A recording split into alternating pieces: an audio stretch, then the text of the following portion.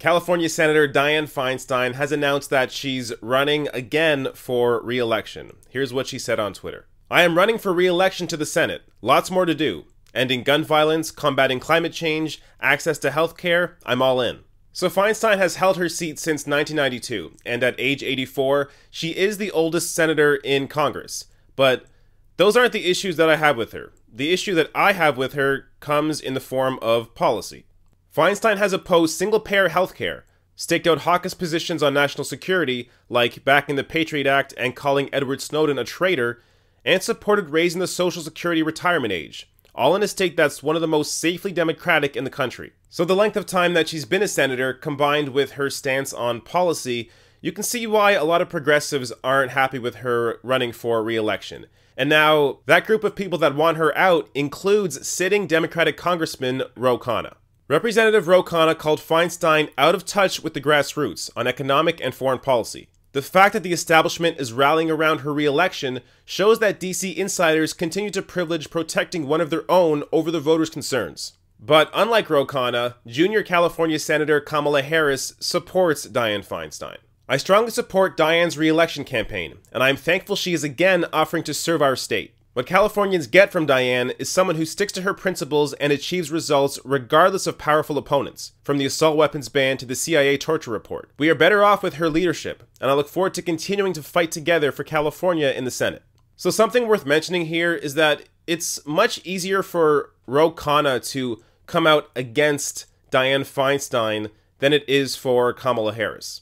So Kamala Harris is just one of two senators that represent California. The other, of course, being Feinstein. Whereas Khanna is in the House, and he doesn't necessarily need to deal with Feinstein face-to-face.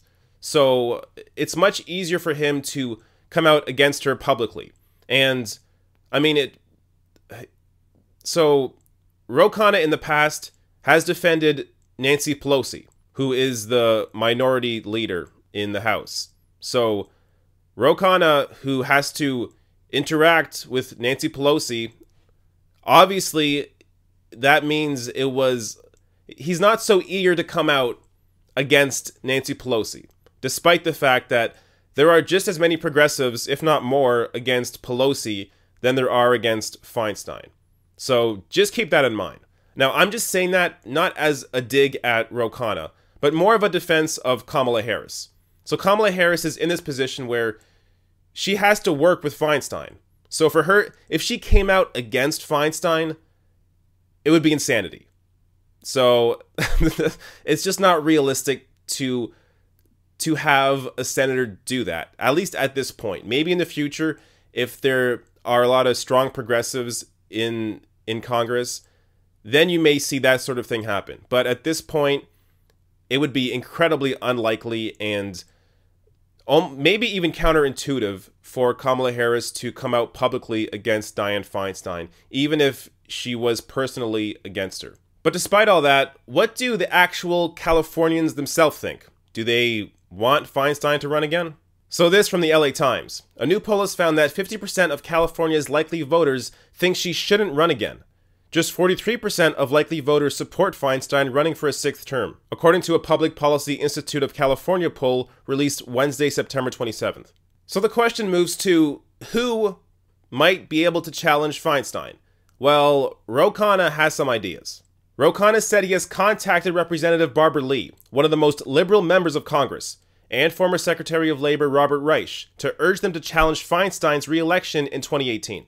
So Barbara Lee and Robert Reich would be amazing challengers to Feinstein. Now, I'm going to try to give you a little introduction to both of them. So Barbara Lee was actually one of the only people in the House to not endorse Hillary Clinton during the primaries. And she actually didn't endorse Hillary until the day before Bernie Sanders came out and endorsed Hillary. And one of her most popular votes is when she voted against the war in Afghanistan. And here's a little clip from that. Gentlewoman from California is recognized for a minute and a half. Thank you, and I want to thank our ranking member and my friend for yielding.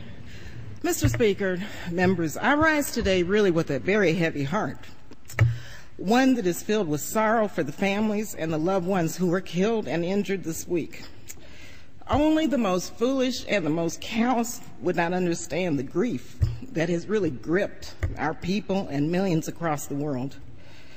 This unspeakable act on the United States has really forced me, however, to rely on my moral compass, my conscience, and my God for direction.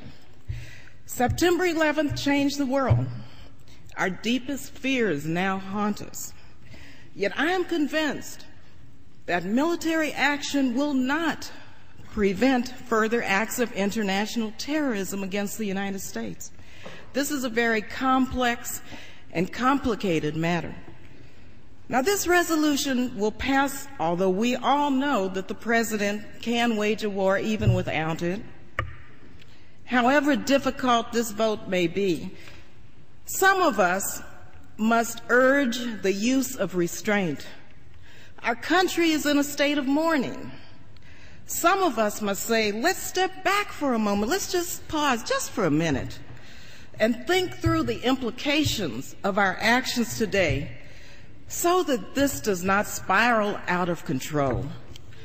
Now, I have agonized over this vote, but I came to grips with it today, and I came to grips with opposing this resolution during the very painful yet very beautiful memorial service.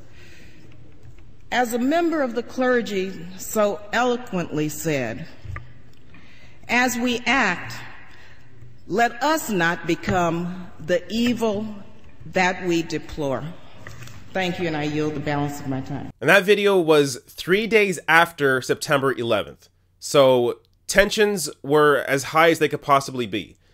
Yet, in the face of all that, Barbara Lee stood up and voted against it. So she is somebody that has serious integrity as a progressive. Now, the other person that Ro Khanna mentioned there was Robert Reich. So Robert Reich is the former Secretary of Labor. He endorsed Bernie in the primaries, and he's currently a professor at Berkeley. And he actually wrote this book, Saving Capitalism, for the many, not the few. And I'm about, like, almost done it. I made some notes here, or I took some, made some bookmarks. That's what it's called. Made some bookmarks here, and I haven't read these in a while, so let me just see what I bookmarked. Here is just a small piece of his writing. Anyone who still believes people are paid what they're worth is obligated to explain the soaring compensation of CEOs in America's large corporations over the last 3 decades, relative to the pay of average workers, from a ratio of 20-1 in 1965 to 30-1 in 1978, 123-1 in 1995, 296-1 in 2013, and over 300-1 today. So there you go. That's what Robert Reich is about. He is another true progressive and is always standing up for the voice of the few as opposed to, or I mean the voice of the many as opposed to the few at the top. So these two would be great challengers. Now, is it going to happen? I don't know. So in the article in, I think it was Politico, Robert Reich seems to intimate that he's not interested. But the jury seems to be out on Barbara Lee. Now, if Barbara Lee ran against Feinstein, she could absolutely win. She would have the progressives behind her. She already has name recognition. She'd be able to generate enough money, I assume, to run against Feinstein. And that really is one of the biggest issues. If you don't have the money to run in California, then it's unlikely that you'll get your name out there. But someone like Barbara Lee, who is already known in the state, would have a much better chance at defeating Feinstein than likely really anybody else. So I hope it happens. I'm glad Ro Khanna has come out publicly against Feinstein running again. It would be nice if Kamala Harris did, but as I said before, it would be tougher for her to do that. But still, it would be nice. And I don't know. Let's see if someone runs against Feinstein, because it would be pretty interesting.